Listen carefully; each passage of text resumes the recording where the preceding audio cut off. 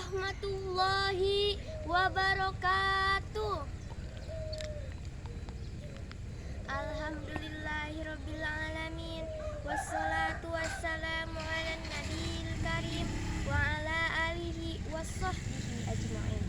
Asyhadu an la ilaha illallah wa asyhadu anna muhammadar rasulullah.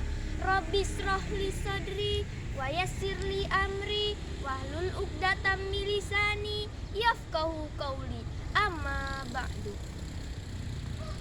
Pertama-tama marilah kita panjatkan puji dan syukur kehadirat Allah Subhanahu wa taala.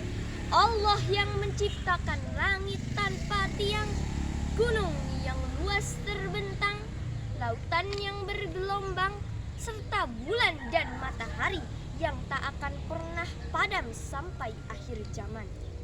Sholawat bermahkotakan salam, marilah kita sanjungkan kepada junjungan kita, pahlawan yang tidak pernah makan bakwan, proklamator yang tidak pernah naik motor, dan proklamasi yang tak pernah pakai dasi, yakni Habibina wa Syafi'ina wa Maulana Muhammad. Para asatid dan asatidah yang saya hormati, Dewan Juri Lomba Porsadin Pidato Bahasa Indonesia yang saya muliakan, para hadirin yang dirahmati Allah. Izinkan saya memperkenalkan diri. Nama saya Safinatun Najah, utusan dari Madrasah Diniyah Takmiliyah Awaliyah Al-Jauharatun Nakiyah, Sumur Pecung, Kecamatan Serang, Kota Serang. Alhamdulillah, pada kesempatan kali ini saya akan berpidato dengan tema belajar sepanjang masa. Para hadirin, ketahuilah, janji Allah untuk orang-orang yang belajar adalah derajat yang tinggi. Yang menjadi pertanyaan adalah orang yang bagaimana, derajat seperti apa. Dan kali ini saya akan mengupas tuntas semua pertanyaan-pertanyaan yang ada. Sebelumnya saya akan membacakan satu ayat Al-Quran. A'udzu billahi minasyaitonir rajim. Bismillahirrahmanirrahim. Yarfa'illahu alladina amanu minkum walladina utul ilma darajat. Wallahu bima ta'maluna khabir. Allah mengangkat derajat orang-orang yang beriman di antaramu dan orang-orang yang diberi ilmu beberapa derajat.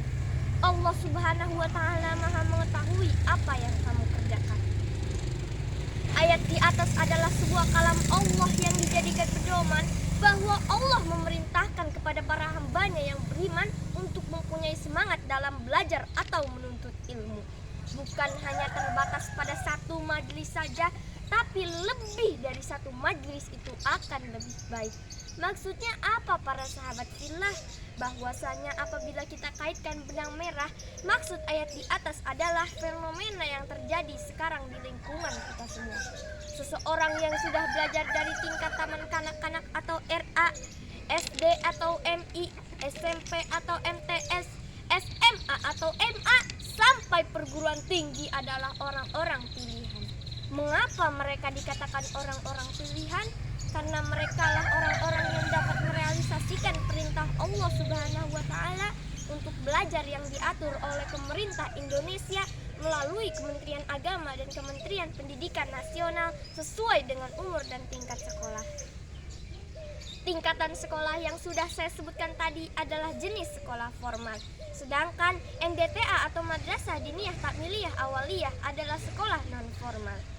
Tapi teman-teman, melalui Peraturan Daerah Nomor 1 Tahun 2010 tentang wajib belajar diniyah Kota Serang, sudah ada pengakuan dari pemerintah setempat akan pentingnya mengenyam, merasakan, dan menikmati pendidikan di Madrasah Diniyah Takmiliyah Awaliyah. Bagaimana tidak menikmati, teman-teman? Setelah lelah menyelesaikan sekolah dasar dengan semangat tinggi, lalu sholat zuhur, melanjutkan pendidikan di Madrasah Diniyah. Alhamdulillah, itu semua karena adanya kesadaran dari pemerintah setempat akan pentingnya belajar agama dan belajar sepanjang masa. Kalau tidak ada kesadaran dari pemerintah setempat, orang tua tua dan anak-anak usia sekolah tidak akan muncul Perda Nomor 1 Tahun 2010. Tidak akan ada keramaian di madrasah-madrasah diniyah. Tidak akan ramai ihtifalan-ihtifalan yang digelar setiap akhir tahun.